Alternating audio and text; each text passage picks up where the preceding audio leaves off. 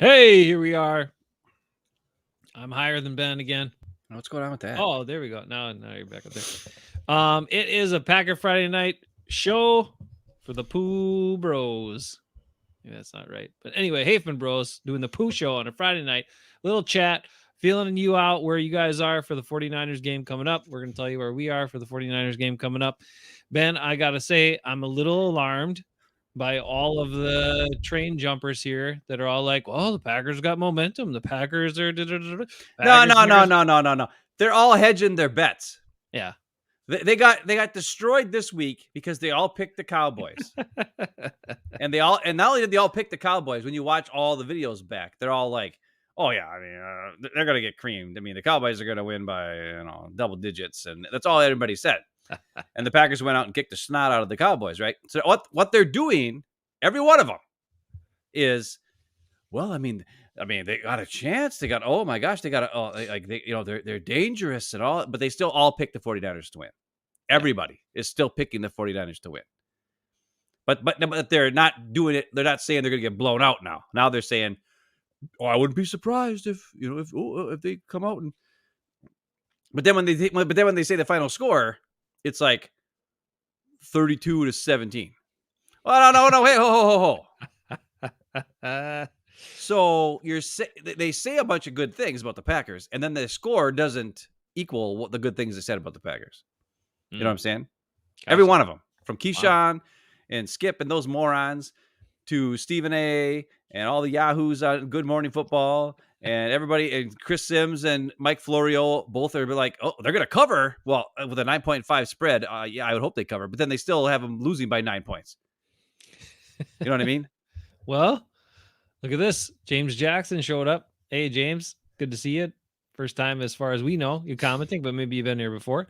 Hey. Says he really hopes Green Bay wins, but he wouldn't be surprised if we lose by 30 plus. Then I said, have a little faith, James. This team will fight. This team, unlike other teams that the Packers have had, led by other people, this team I don't think will give up and throw in the towel if they get in a hole. I'd at least expect to see him continue to fight. That's because we don't have a quarterback who's more worried about his stats than he is about winning the game. That's why Aaron Rodgers, when you look at his comeback victories in the playoffs, there's zero. There are zero comeback victories. And a lot of people are like, well, the defense sucks. You had a terrible defense. And you might say, oh, well, look at the Arizona game where he had the 2 Hail Marys in a row to tie the game and get to overtime. And then, of course, we blew it with the Larry Fitzgerald play. And yes, that is true. That would have been his one come from behind on 2 lucky Hail Marys to Jeff Janis. And by the way, the second one in the end zone, he actually didn't catch. But they still called it a catch. He did catch that one. He did. It hit the ground. He got his hand under it. He got his hand under the ground. It was an incomplete pass. Jeff but that's besides the point. Got his hand under it. I will say this. The Packers played like garbage that game and certainly didn't deserve to win. And Aaron Rodgers, I think, had like 98 yards passing before that last drive. Yeah. And the I'm fact sorry, that I didn't mean to interject. Go ahead. No, you're good. But I'm just saying this. This team won't give up. And we talked about it on Wednesday. This is a team of dudes working together. Unlike in the past in the playoffs where we have one guy or 2 guys against 11 on offense. Because we got Aaron Rodgers throwing to Devontae. That's one thing. Packer fans, how many quick passes to the wide receiver screen did we see this year? We saw a couple of them early, but not too many since then. We haven't seen jack shit, any of them, for the whole last 9 weeks. I think Jordan Love's average, like, what do you average, like 13 yards completion or something? That's last week. I'll tell you this much. Now, he doesn't. I'll say this. Aaron Rodgers has a real quick release. Jordan Love does not have the same quick release. So that is part of it. Yeah, but I hate those plays anyway. I do hate them. They were stupid. Yeah. I mean, because number one, receivers have to block perfectly. Yep. And when you're throwing Devontae Adams, he doesn't have the speed or the agility to break a play. I mean, what did he get? 8 yards at the most? Usually it was a 2-yard gain. And he can't break tackles. Right. Like, I get why the 49ers do it, because Deebo Samuel can break tackles. Insane. Right. And you have to look out for that. But what I'm saying is this. We haven't seen that play in months because it's not effective. And it hasn't been effective for years, even when Aaron Rodgers was the quarterback. And certainly with Jordan Love, they understand it doesn't pay to do it. Now, We did see an Aaron Jones screen that was kind of similar, where he came in motion and then moved back, and then we threw it to him, and he had 3 guys blocking, and he got 8 yards on the play, or 11 yards on the first down. That was in the red zone. That was a good play. Aaron Jones doing that play, good. Like I said, I would love to see Aaron Jones with some tight ends over there blocking for him. Yeah. That would be a good play. Or maybe Jaden Reed with a couple tight ends blocking for him. Or, like Malik Heath blocking for him. Or Wicks. It'd be blocked pretty good. Even Christian Watson. Christian Watson had some good blocks in the last game. He did. He had some very good blocks. He was working hard. And that's another thing. These guys are a team. They work together. They do awesome stuff. Now, what do you think of the revelations this week? Hold on. Did you not hear the Stenwell revelation? Before we get to the revelations, I want to say this real quick. Okay. The Packers have, just think about this. The Packers have the most, they have broken the code of wide recievers, because we actually have a group of wide receivers, which is generally like the most selfish position on your team. Yeah. We have a group of guys who literally is just doing whatever they need to do. Like you mentioned, Christian Watson got 1 catch, but blocked his butt off.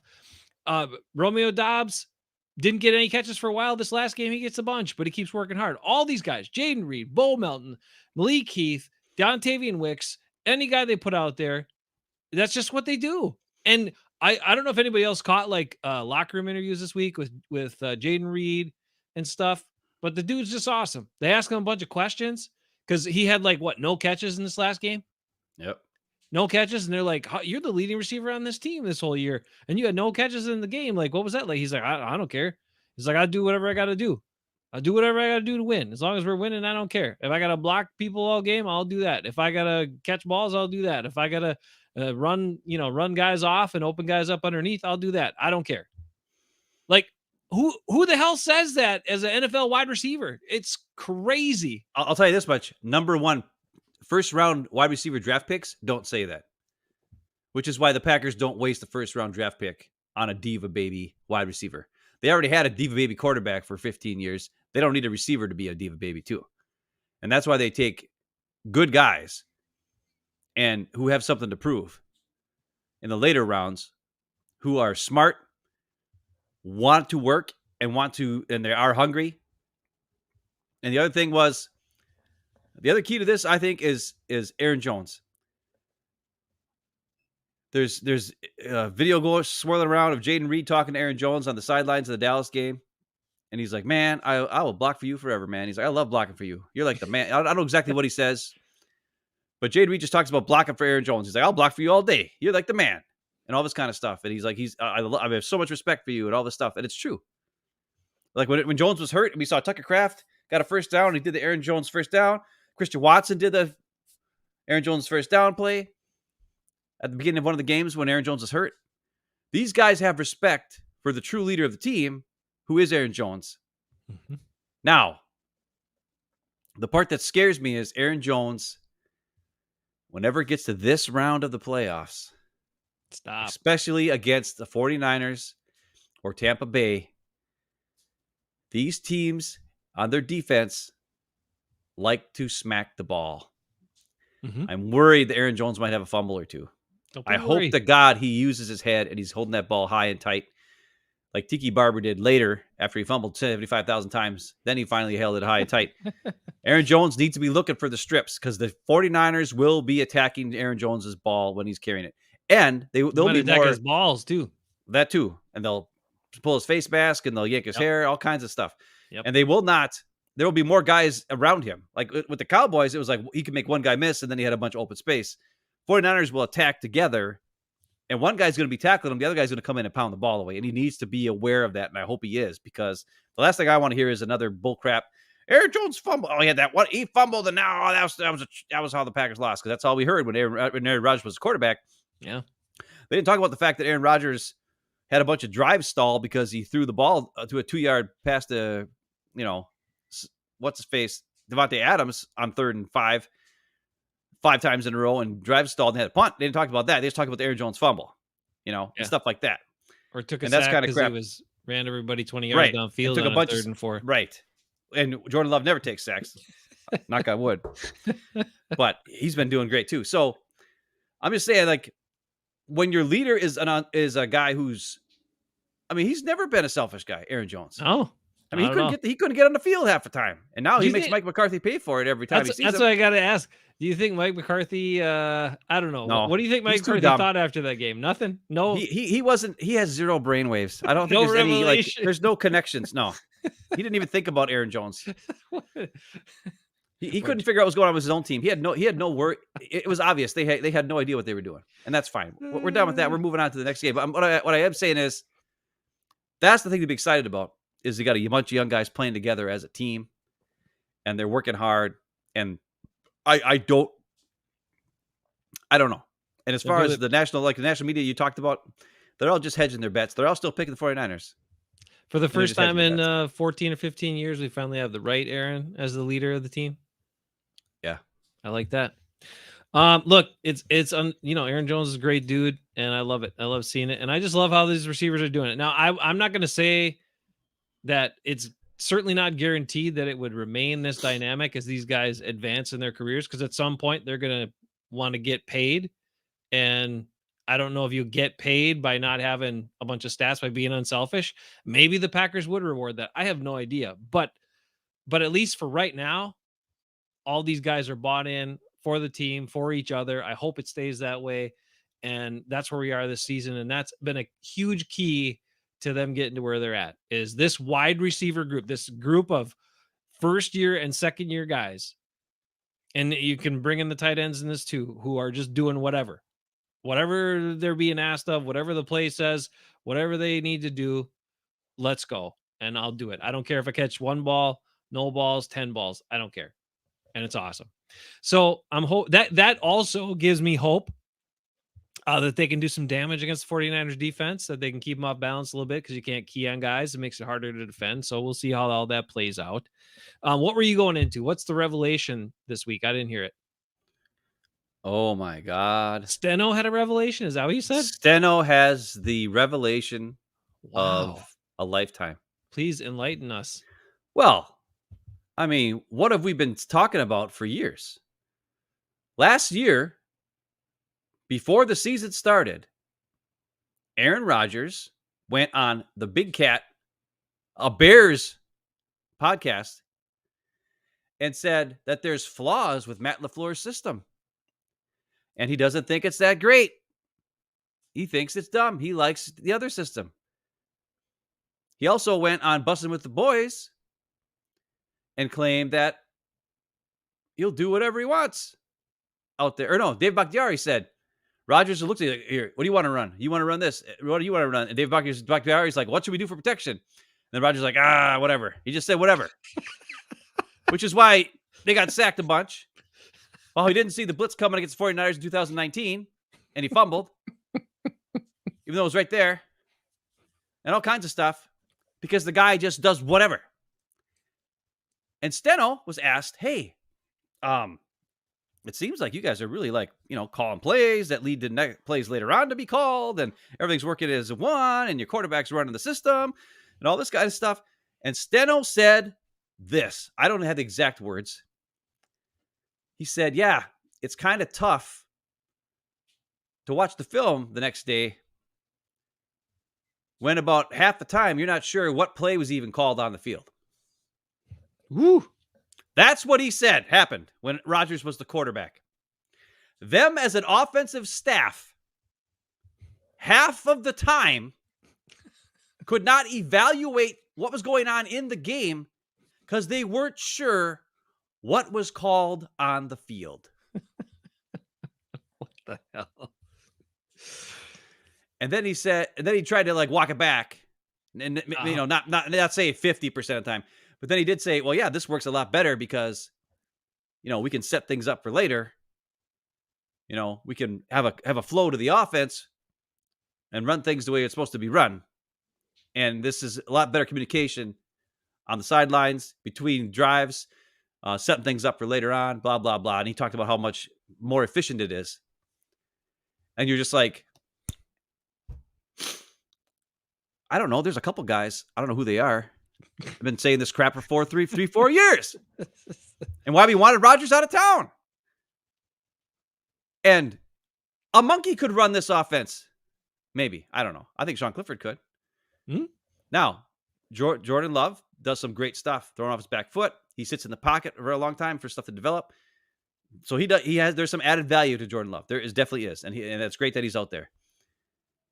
But when he said that this week, and they repeatedly asked Matt LaFleur, "Hey, is this finally going to see your offense?" Matt LaFleur's like, "Oh no, it was always our offense. No, it wasn't your offense, Matt LaFleur, because you would call a play and the quarterback would go out there and just be like, "Oh, what do you want to do? What do you want to do? What do you want to do? You do what kind of protection? Whatever. Just do whatever protection." No, and then we watched this last game, on the touchdown pass to Wicks. Love is calling Tucker Kraft in to help protect. He's sitting there for a little bit, and I think Wicks probably should have done that little juke, like he did, kind of like a crossover juke move to try to get before he went to the end zone. He already had the inside position. He should have just done the slant, because Love went back ready to throw it, and he had to pump fake it and then throw it, which you saw on the tape on Wednesday when we watched it. But it's crazy, dude. Yeah, it's crazy to think that Matt LaFleur, as a head coach, half the time wasn't sure what the hell was going on the field. Think about that. If you were ever a guy in charge wherever you worked, and it's your responsibility as the main guy, and you have one jackass on your team who half the time is just doing whatever, and the communication between you and the other guys on the field, or between that player and the other guys on the field, may not be exactly perfect, because let's face it, he wasn't there for the offseason workouts. So everybody had to learn this new Aaron Rodgers system that they were going to run half the time. Remember, Cobby will train him up. Cobby will teach him up. How do they win 13 games? I don't know. But it just proves what we always have said. Aaron Rodgers' style is great against bad teams. Mm-hmm. He can beat the bad teams, and then you get to the play, and everybody always says, "Oh, he didn't have any weapons, never had any defense." No. The reason why the Packers lost with Aaron Rodgers in the playoffs was because of Aaron Rodgers in the playoffs. You can't beat good teams by winging it. You got to have a plan. You have to know what you're doing. You have to have 11 guys working together as a team to win on the field. Not one guy doing whatever the fart he wants half the time, and the coaches don't even know what the hell's going on. So they can't even correct the problems because they don't even know what the hell is going on out there. That's crazy to me. That's crazy. You remember? I mean, it's not surprising. It is crazy. It's not surprising. By the way, did he coordinate his comments with Nick Bosa or what? Did he Well, it was after Nick Bosa said that. I know. So then somebody asked Steno about it, right? They're like, "Well, hey, Nick Bosa said that Jordan Love was doing what he's supposed to do, and Rodgers kind of did whatever." And then Steno's response was, "Yeah, well, it's pretty tough when half the time you're trying to evaluate what happened on the field, you don't know what the play was called." And then he tried to walk back real quick. Sure, but he said it out. Usually when the first thing you say is what it is. Now, maybe it was maybe it wasn't exactly half the time. It might have been 48% of the time. That's a lot. 48% is a lot to not know what the hell's going on the field when you're the coach and you spend all week coming up with a plan, and then some jackass who thinks he knows more than you just does whatever the hell he wants on the field. Thank God he's gone. Thank God they finally traded him. No, thank Goody. Well, I'm upset about Bruin Gutekunst. And actually Matt LaFleur too. Matt LaFleur, I don't know how he survived all those years. I understand now why he's got more gray in his beard. Having to deal with Rodgers. He should have won Coach of the Year every time he won 13 games. This should be his 4th Coach of the Year this year. He's not going to get this year either. Then you're talking about a legendary coach, maybe a Hall of Famer already. Wow. Based on this information. How the hell did he even do it? I got a Matt LaFleur comment here to play, so this will tie in good. But Packer fan 1993 is here. Hello, how are you? It says works better as a team, not the Rodgers show. David's here. Hey, David, hope you're doing well. Says he's wondering, does LaFleur panic and give up on the game if we are behind? No, David, keep running with Aaron Jones. Keep the game plan. James says he hopes that everyone picks the 49ers to win. Keep counting us out.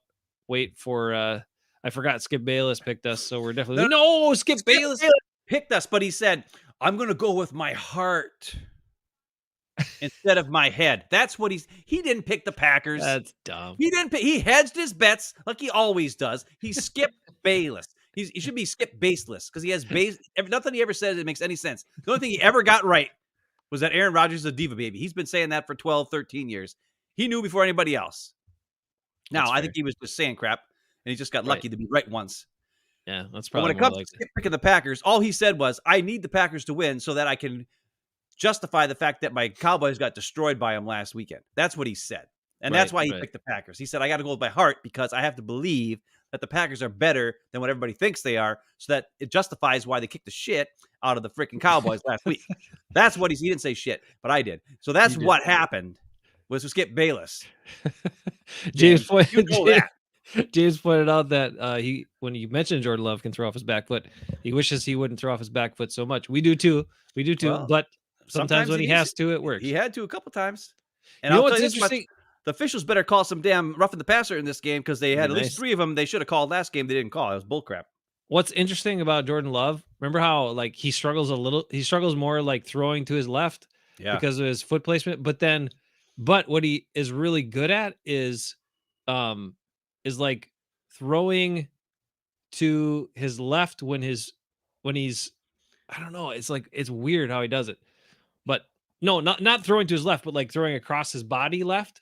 So his feet are like too far to the right, and he throws across his body like this. And those passes are really accurate. I don't know how he does that, but when his feet are too open, then he's always off. That was the thing I was trying to get at. Hey, so you mentioned him. So you said how Matt LaFleur has said, it's not my offense. It was always my offense and always our offense. And so he's downplayed that the whole time. Right. But what he has been doing is notably making comments about Jordan Love, in press conferences when he's been asked about him that are very different than things he said about Aaron Rodgers, right? So here he was asked about Jordan Love and how he's been able to. Wildy asked him a really long question, so I'll try to summarize. But basically, how's Jordan Love been able to get through the season and play through some of the ups and downs and the garbage and be the leader of the team and his first year as a starter and all this sort of stuff. And Matt LaFleur said this, which I thought, just picture in your memory bank. Did he ever say stuff like this about Aaron Rodgers? But here's what he said about Jordan Love. Somebody who's not. I think he's a genuine person. I think that's easy to follow. You guys. Okay, there's one keynote. Have been around him, and I think you all feel the same way I feel about him. He's a great person, first and foremost.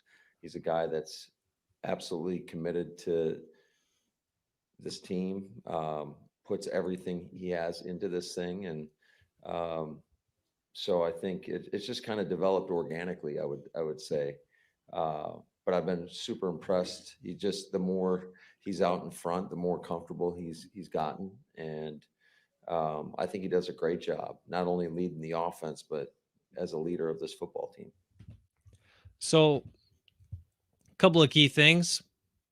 Praising the person, saying how great of a person he is, saying how he is dedicated, works hard. And it's just, you've never heard him say stuff like that about Aaron Rodgers. And the whole time he was there. I know. He couldn't do it. It's listen. It's refreshing. It's good. It's nothing new. A lot of this could happen to Jordan Love too. 10 years from now, he could become a jerk face, diva baby, butt monkey, and but Rodgers kind of always was this way, right? He always was. Yeah. Well, he wasn't always a jerk face, diva baby, butt monkey, but he was always a conceited, thinks he knows more than everybody guy. Yeah. Where Jordan Love seems like a guy doesn't think he knows everything. He's willing to learn and do better every time he can. That's another thing Matt LaFleur said about him earlier. I can't remember what press conference it was, but he said Jordan Love takes his failures and he learns from them. And he also takes his successes and he learns from them. Mm-hmm. He uses both. He doesn't just sit on his laurels. Like if something goes well, he doesn't just be like, oh, I'm good. No, he works on the stuff he's good at too. He works on the successes as well as the failures. And that's what makes him his improvement over the course of the season here so much better. And those are all things that I think Rodgers did when he was younger. I think he was a great guy. He was a great I- player. He was a great player. I'll say that, but I think Yeah, I think he was a he douchebag played the whole he time. played the media well. He did he played everything out in front of the media the way to protect the image, to like build this image for a very long time. And I do think the drafting of Jordan Love broke his filter. Yeah, he was like, "Forget it, I'm done talking." It was now. Or already I'm done starting to hiding it. Yeah, it was already starting to soften, but that broke it. And then he was just like, I'm gonna do and say whatever. I don't even care anymore. And but there's even stuff going back to, like his rookie year and other stuff and whatever. I mean, there's lots of things and and Double D never liked him, right? And Yeah, you gotta know when Double D don't like you, something's wrong. I'm just saying, like, these are character Packer guys who Right. were never really liked Rodgers much. But I don't want to talk about him as much. But I just I know, the thing that I just but brought that's it up what- because of the what- Steno reason thing. I say Where the Steno's reason saying I that say that 50% is of the time because they didn't know what was going on. right. That's The reason crazy. I say that is because I want to believe that if Jordan Love's a good guy, he'll stay a good guy. Because I don't think people change too much. We don't to be know. honest. All we've seen is a misogynistic jerk face who flew by the seat of his pants, and a diva baby know-it-all who thought he was a genius and never graduated college and really didn't know much at all. Yeah. So, he's so arrogant he doesn't know he's ignorant. What, isn't that the Jimmy Kimmel quote? That's what you said. Yeah, that's pretty good. Great quote Hey, by Jimmy Kimmel. I got one for it. Let's hey, you know what we forgot the other night? We forgot our players. So, and there were some standout guys, and going through the film review with you, I know there's some standout dudes. So Wow, why don't we yeah. get to it here, and let's give you our silent but deadlies from last week. Let me pull it up. And now it's time for the Hafman Bros Silent but Deadly Player of the Week.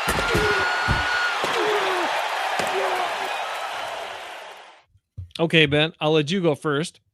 Well, I'm taking your Ooh. guy. Well, let's see who you think. Who was the silent but deadly player from you in the massive victory over the Cowboys? It's Carl Brooks. Carl Brooks was amazing. He was getting double teamed. Kenny Clark was getting single covered. He was running stunts to get guys, getting Preston Smith a pressure, getting Kenny Clark a pressure, running stunts for Rashawn Gary to get in the passing lane on that first third down play.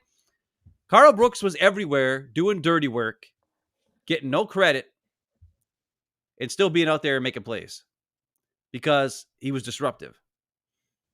And that is silent but deadly. And that's part of the reasons why the defense looks so good. It's unanimous. I mean, it has to be Carl Brooks. The dude was awesome, and nobody talked about him. And nobody's talked about the fact that not only has he had, huge impacts on games, and basically, like, what did he have? Like 3 or 4 games in a row where he had a sack every game.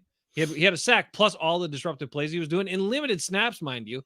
Yep. But he's also taken more and more snaps from these other guys that were in the mix before. Colby Wooden used to get a lot more snaps. You don't see him on the field that much anymore.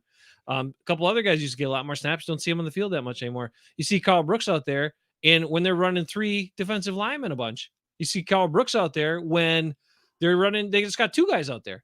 Carl Brooks has elevated himself and shown to do like a whole bunch. He does his job, number 1, and number 2, he does more than his job. So he's making an impact beyond what his job description is. And I'm so impressed by it. It's pretty damn awesome. I still have like weird flashbacks once in a while of Dean Lowry because it's 94. And I'm like, how is that guy so good? But then I get it. It's Carl Brooks.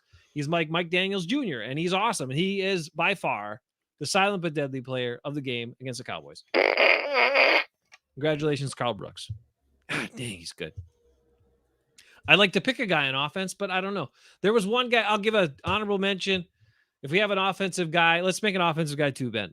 Offensive guy for silent but deadly. I'm going to go with, I'm going to have to go with Christian Watson because of the way he blocked. I noticed it. I noticed him out there blocking and doing his thing. I can't even give it to one of the offensive linemen. Really, I haven't, and I'm an O-line guy, but I don't know. These O-line, they've been doing okay. But I think the receiver's been blocking better and the tight ends. And I'm going to give it to Christian Watson this week. Good for him. Okay. I got a question for you. You got any other questions for me? No, I want to get into the 49er game. Oh, okay. I got a quick question for you before we get to that. Well, it is kind of about the 49er game, though. It is leading up to it. You say you watch Pack a Day podcast every day. Did you get the I haven't. little bonus one? I don't watch it every day. I sometimes Okay. miss it. Andy Herman did a bonus one. Here it was 15-minuter that he said 5 guys. It's time for these 5 guys to step up. Time for these 5 guys to step up. Okay. And he never makes a ranked order when he gives. He just says, I have 5 guys, and there's no ranking or order to this. Number 1, he says Rashawn Gary. Not number 1, but the first guy he mentioned, he said Rashawn Gary. Time for Rashawn to step up. Since his 3-sack game, his last 3-sack game, he's only had 1 sack. He only had 3 pressures in the last couple games. Yeah, and he's been out of position a lot in the running game. And that's what he said. He's also been pushed around, by the tackle, just pushed way deep around the quarterback to leave a big opening for the quarterback to sneak out and cause problems, that's all fair and all true. But then the problem in his description and the problem in what he's expecting is then he's like, Rashawn Gary needs to be an impact player, a player that is a game wrecker, that dominates the game. And I'm sorry, but that's not Rashawn Gary. That's not who he ever is or is ever going to be. I know, but he's being paid like that. I understand. Rashawn So Gary if you're being paid like that, we need you to be what you're being paid to be. He can't be that, though. That's not him. Well, that's what he's got to do. He's being paid like Nick Bosa and TJ Watt and all these. He's just a snippet underneath those guys. So he needs to start playing like they play. Well, I would settle for a guy who doesn't give up the edge, helps contain the run, because that's going to be vital in this game, and also bull rushes and collapses the pocket versus flying upfield. Maybe he doesn't get sacks, but maybe he squeezes the pocket and helps make the quarterback stay in the pocket. I would settle for that. That would be a good day for Rashawn Gary, in my estimation. I don't like this 5 guys who need to step up crap. I like play the defense as a whole thing. Well, I like play together. That's what I like better. So, well, he says he's got to be a game wrecker and make some sacks and make some plays. Another guy he says is because he's going to play outside of the defense. Then LVN's got he's showed a lot of hustle, but he hasn't been that impact dominant guy. LVN is also one of his guys got to step up. Then he got on to there's one offensive player, Josh Myers.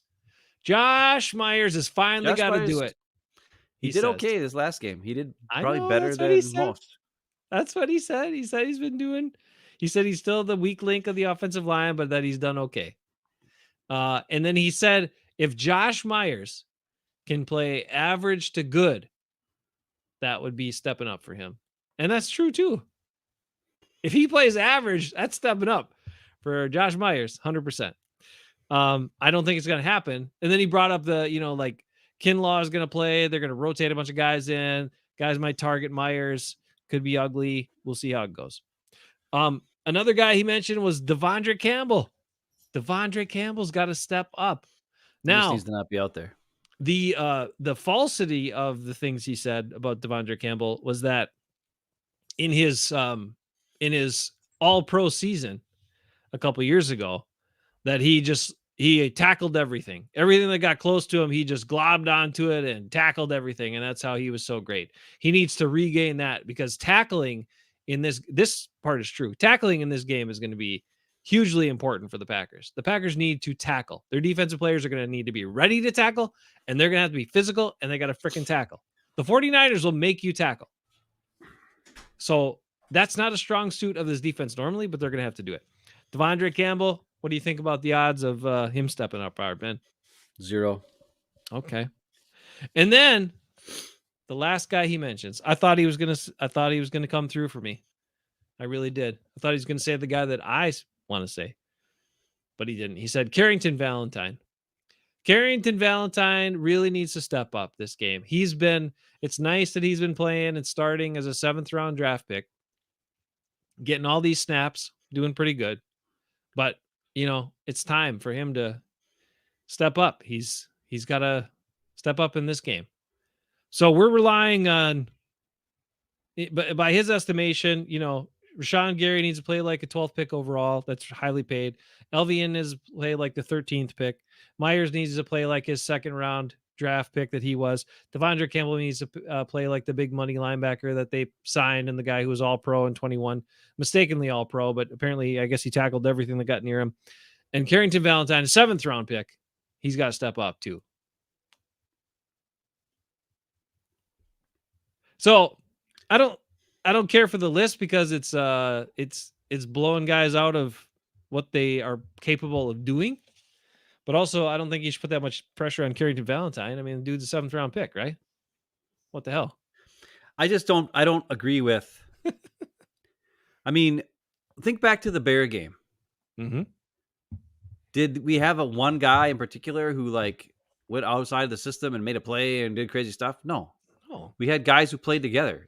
Yep. They cut off passing lanes. They didn't allow any type of a escape route for Justin Fields to sneak out of there. They played smart defense. Quay Walker was a spy, and he used it to be kind of like a robber in the middle of the field, and also watch the quarterback. He didn't go outside of his zone and screw up where he was at.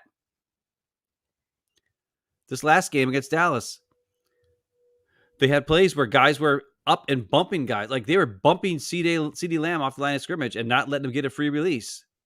That's awesome. That's what I want to see. I want to see the team play aggressive, the entire team play aggressive. We don't need guys to go out there and try to make a play.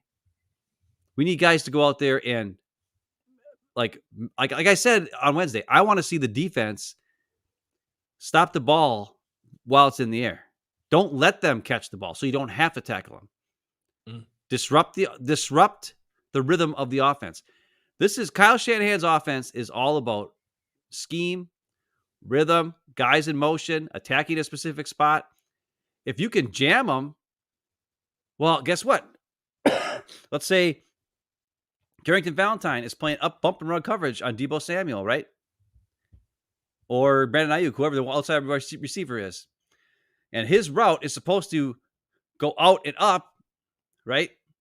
And it's supposed to relieve the middle of the field so that George Kittle can sneak behind him. And they force whoever's playing the middle linebacker to choose between those two guys. Well, what if you get a bump on Ayuk? That slows down the tempo. He's not allowed to go up and out and take away the slot like Keyshawn or the inside linebacker because he's still getting bumped in the line of scrimmage. So Keyshawn's there when Kittle comes into his zone instead of being forced out of it because he has to go with the guy that comes into his zone. And therefore, everybody's covered. And the defensive line gets a little bit more chance to get there and make a play. And that's the key. When we have guys trying to make something out of nothing, it leads to guys out of position, and then the 49ers are wide open. And if you play off too much, which is what they usually do, well, then you just fall right into their trap because they're going to run whatever they want. And it's going to look just like the Dallas did to us when they played zone against us last week. And we had Romeo Doubs wide open left and right. We had freaking Musgrave wide open because nobody covered him. They were just like, tight end, who cares? There he is wide open. Nobody within 25 yards of him. Why? Because they're playing zone and trying to I know he's going to roll up with this. Let's go after the quarterback. No, watch where he's going to throw the ball. Jordan Love doesn't even want to run half the time. He wants to roll out and throw it. And that's the whole point. So I don't like it. I think the keys to this game, what I want to see is more defensive linemen in the game. Because if we try to match with their skill players on offense, we will lose. We can't match up with Deebo and Ayuk and Kittle and McCaffrey and Juszczyk and anybody else, whoever else they got. They probably got a bunch of other guys. I don't even know who the hell they are, and they're probably just as good. And we can't match up with them. So what we have to do is stop the initial attack of the run game. Because as we know, Kyle Shanahan will run the ball 1,000,000 times and only pass it 8 times if it means he's going to win the game. He don't care. So I want to see 3 down linemen every freaking play. Unless it's obvious, nickel defense because we need to have, or dime because they have a bunch of receivers out there. But they usually don't run dime, right? 49ers run a lot of the same type of stuff with Kittle and Juszczyk, 2 wide receivers, and McCaffrey, right? They don't usually sub in too much. So utilize your big guys, especially now that we lost Inigbare. And maybe even have Carl Brooks play as an outside linebacker, but have him down as a down lineman, outside linebacker. And we need to control the line of scrimmage. The weakest part of the 49ers is their offensive line not named Trent Williams, right? Trent Williams, amazing. Okay. The other guys, we have a chance. Our best part of our defense has been our defensive line this year. With Slayton, Brooks, Devontae Wyatt every now and again when he's not tired. Kenny Clark, as long as he doesn't have to run and chase anybody down, right? Those guys have all been playing really well. They need to control the middle of the field. They cannot get pushed around. They need to attack, be smart. The other thing is, you can't beat Trent Williams with a single pass rush, right? If Gary or Preston or somebody thinks they're going to be able to beat him, no. I'm coughing too much. Take over. Let me take over.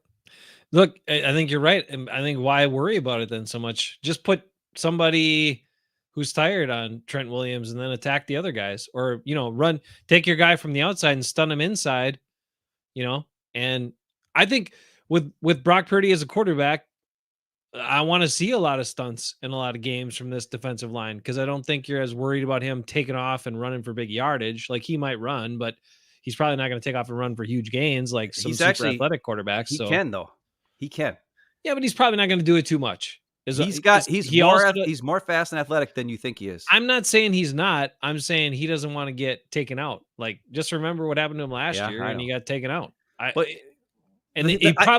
Shanahan's probably told him, look, we need you. Like, we lost last year because we had no quarterback, and we need you to stay in the game. So don't be running around and going crazy. So I just think they should put some pressure on their offensive line and go away from their strengths by running a lot of games and stunts between tackle and end and stuff. Well, I would say, what I want to see is a bull rush or an attack on Trent Williams.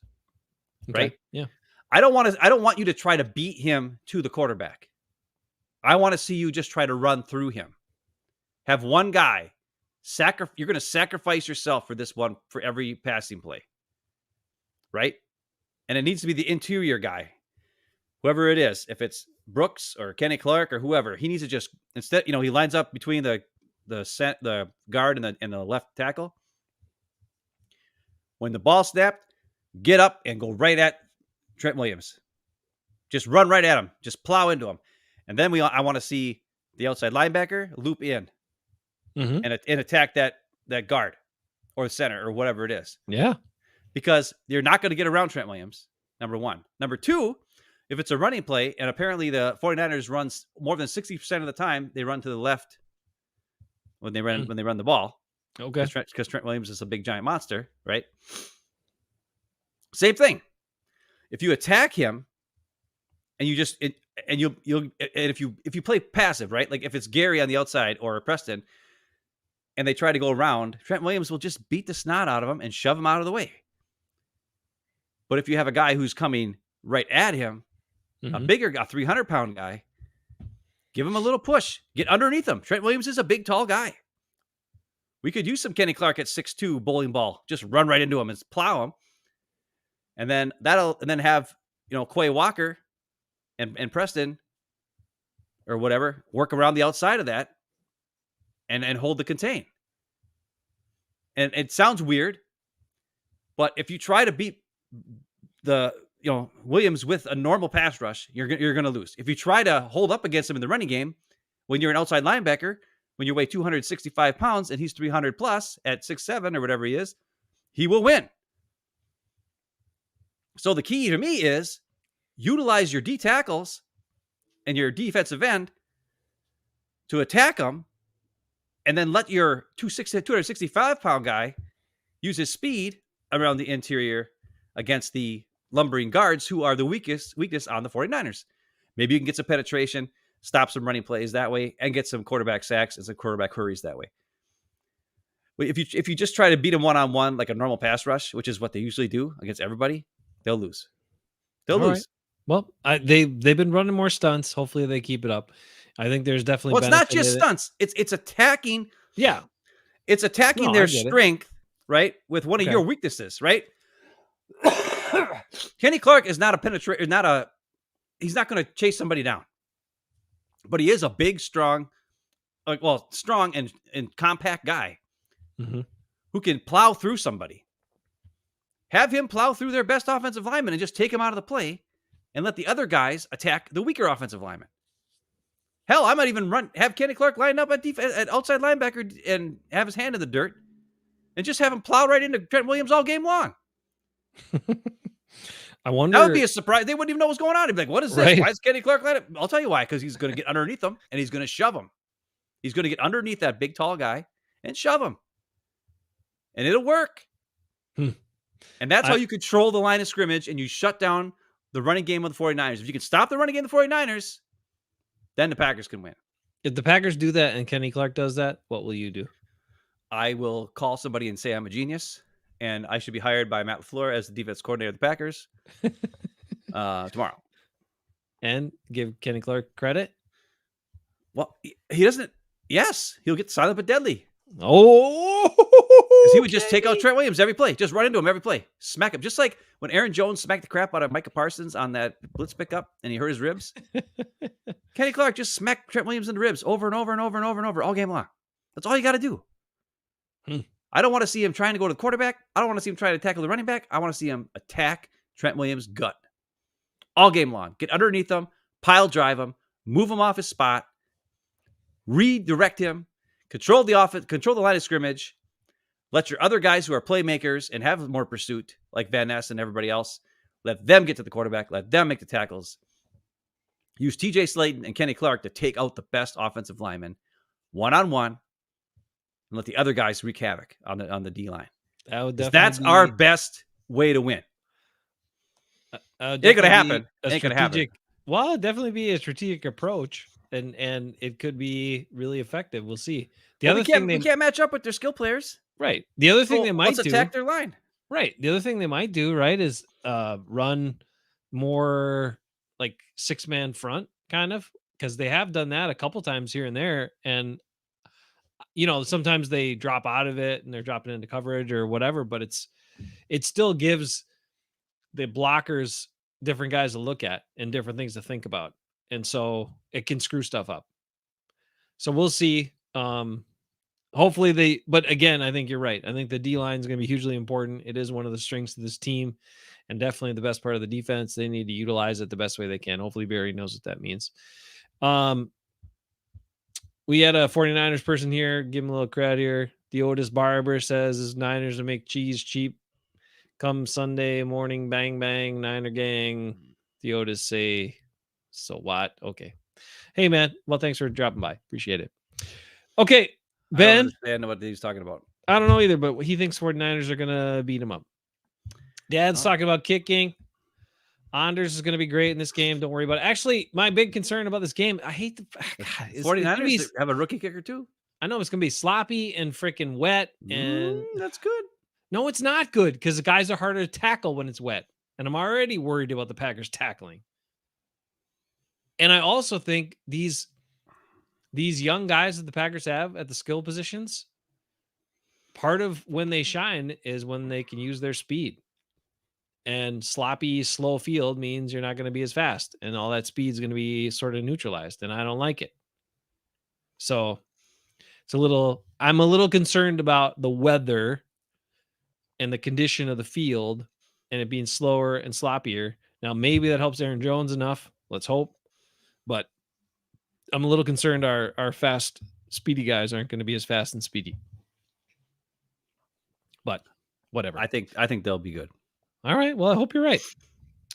I know Andy Herman made his list of guys got to step up, but for me, there's one guy that has to step up.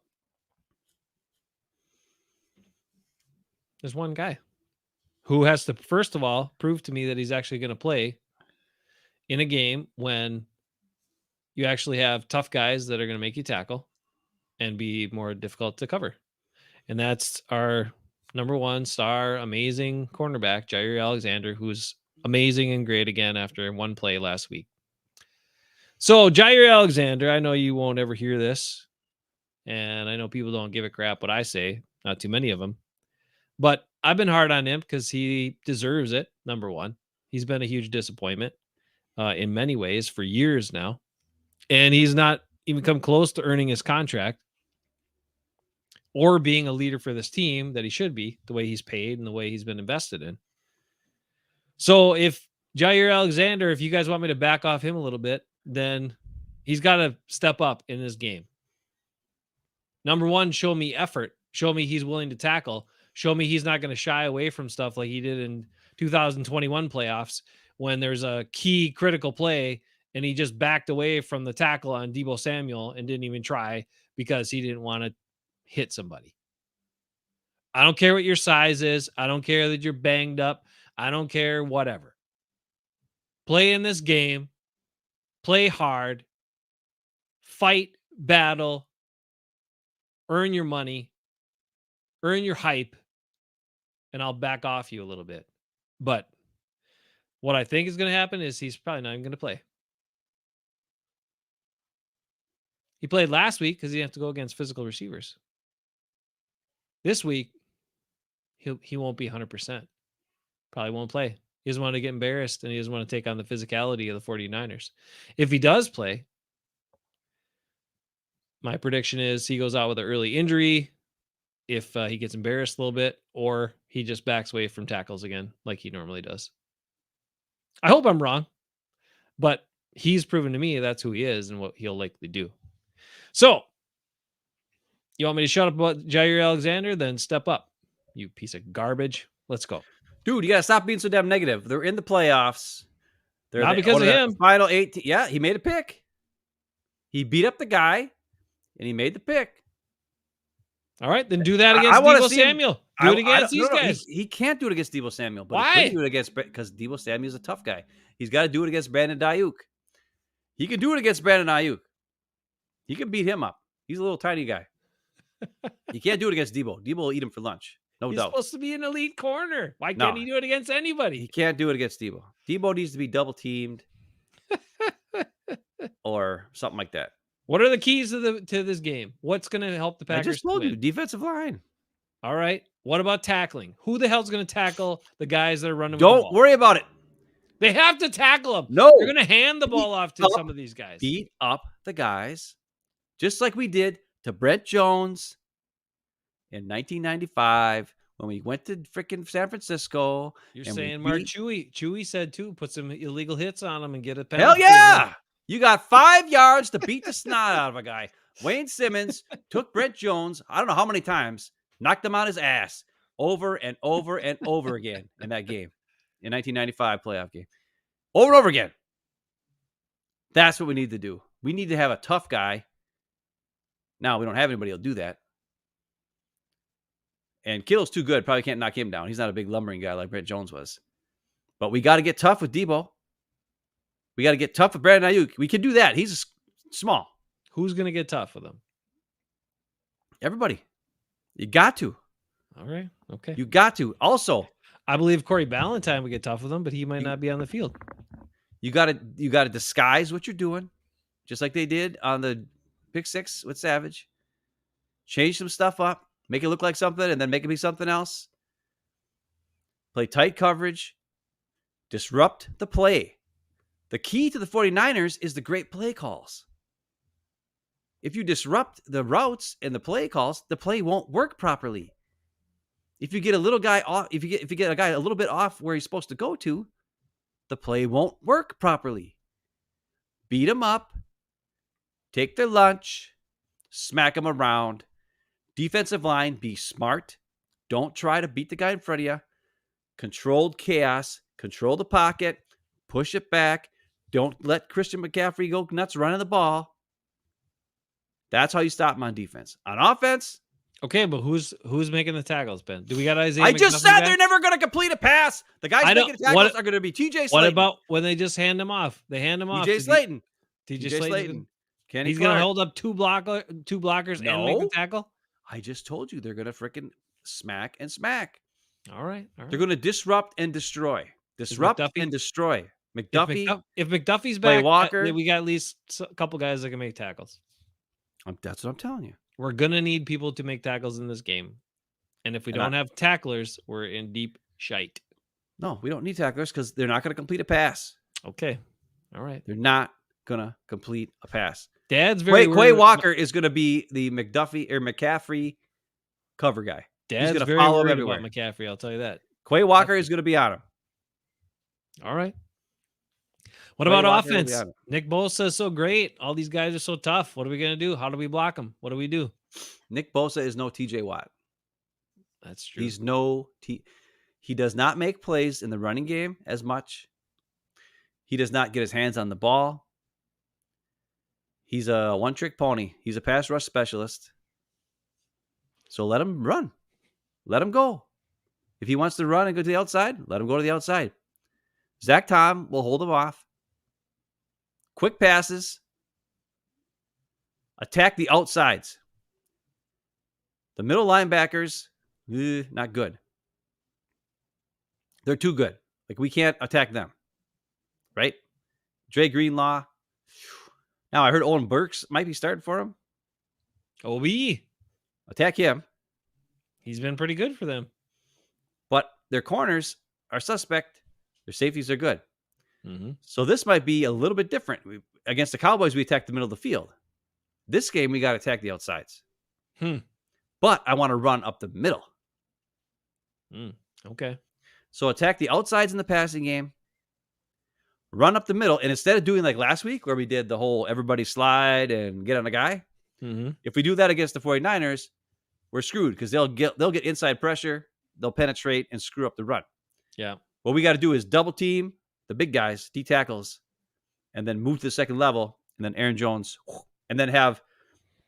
So instead of doing the everybody, what do they call that? Everybody moves to one side. Zone blocking. Zone, whatever it is. Yeah, don't do that.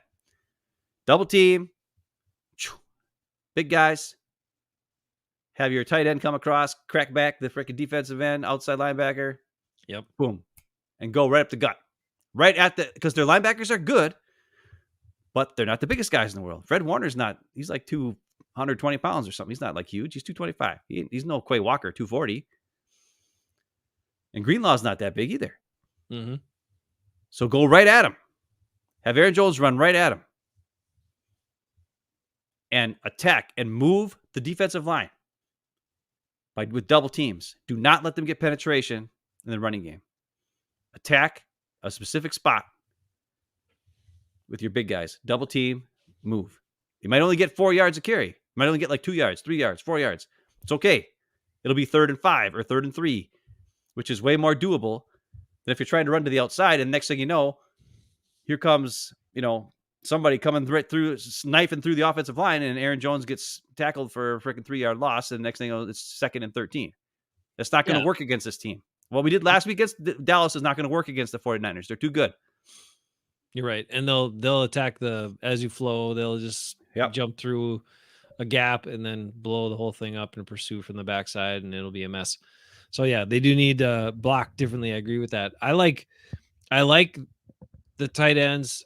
I think the tight ends have been really good blocking, and I like using them. I think they're going to be key blockers for the run game this week, and maybe in a different way. Maybe they are like leading up the hole, or maybe they are coming on the trap, which kicks out a guy or seals guy or blocks down from that side.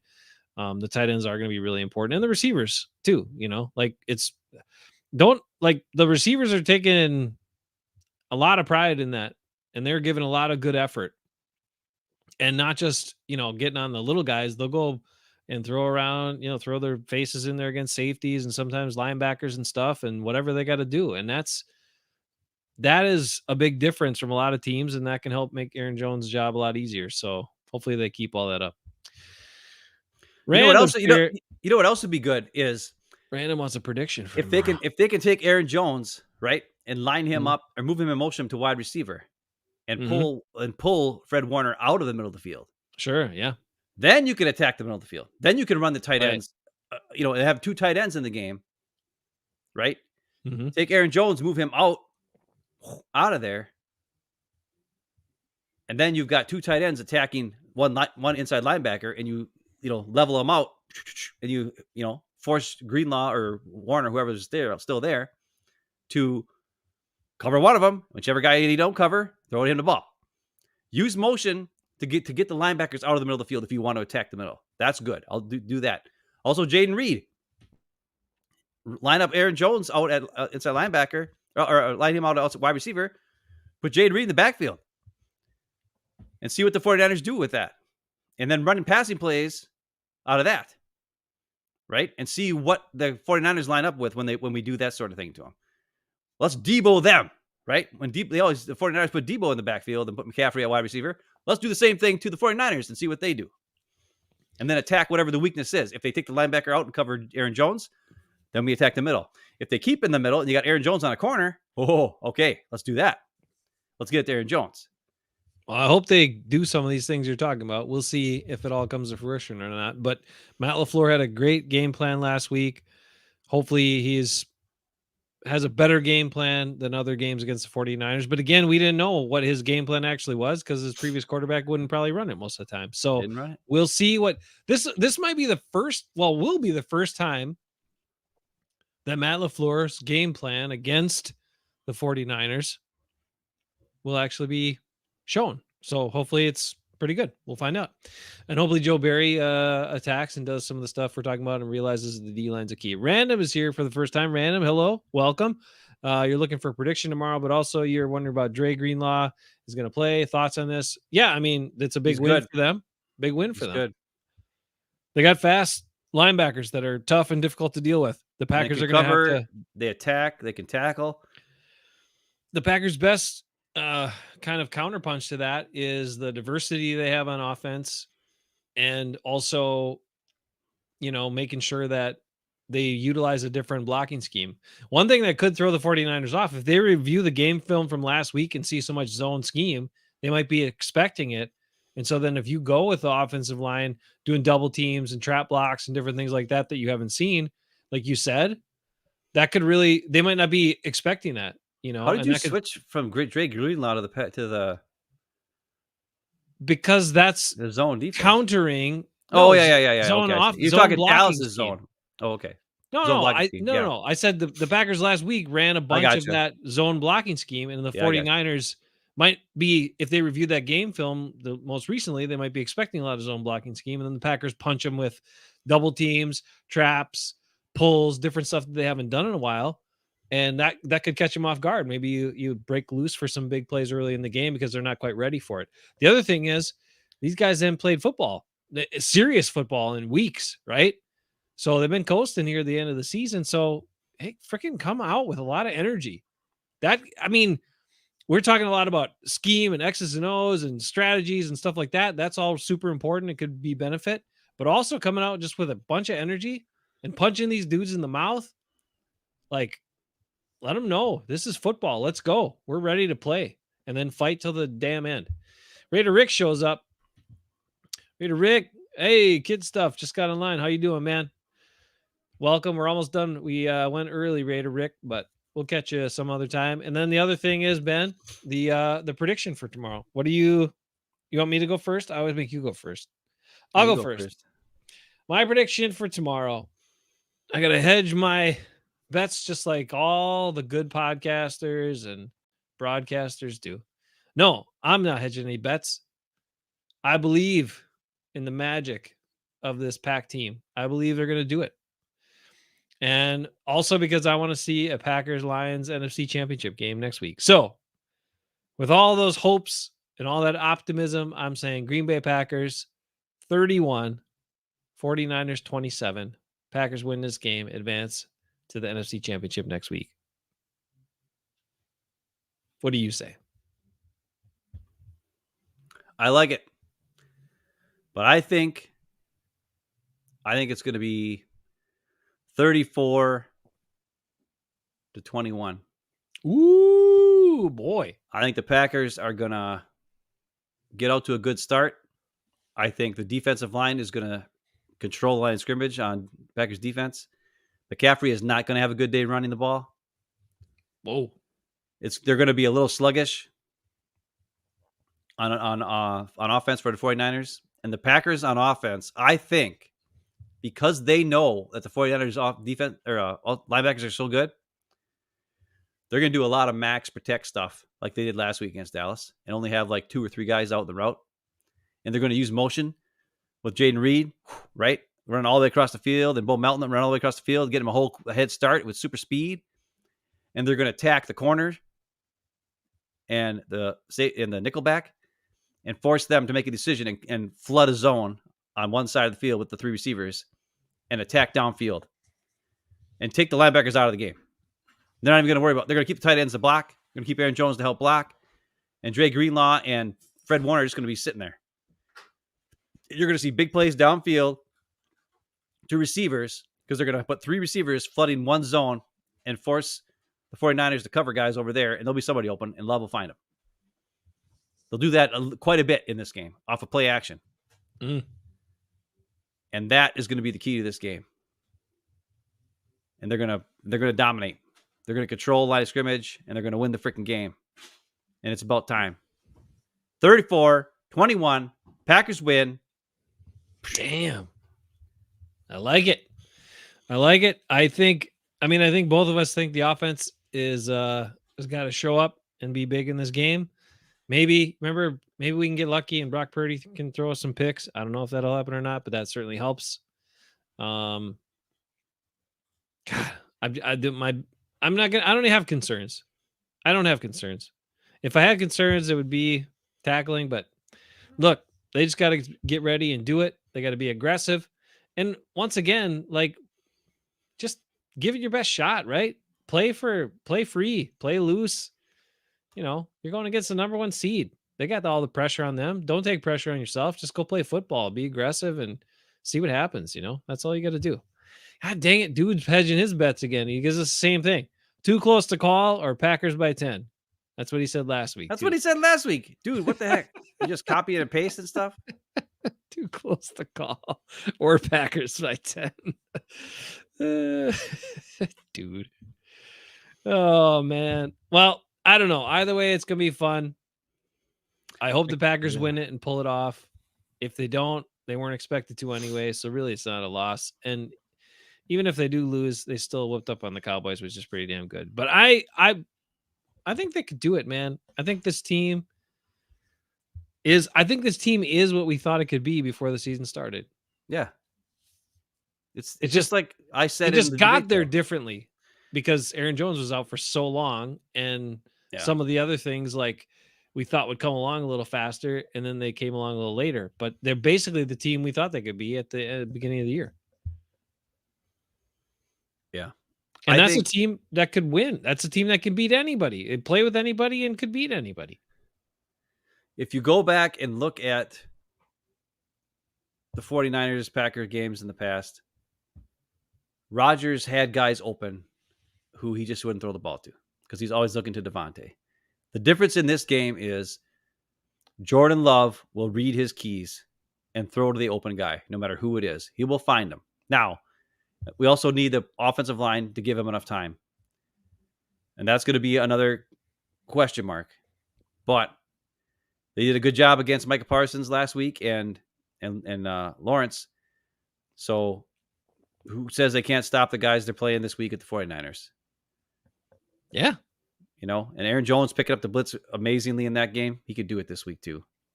Play action, under center, force the 49ers to make decisions by attacking certain spots in the zone, moving things around, playing off each other. But don't do the exact same thing as last week. Change it up like we said. I just think they have it all put together.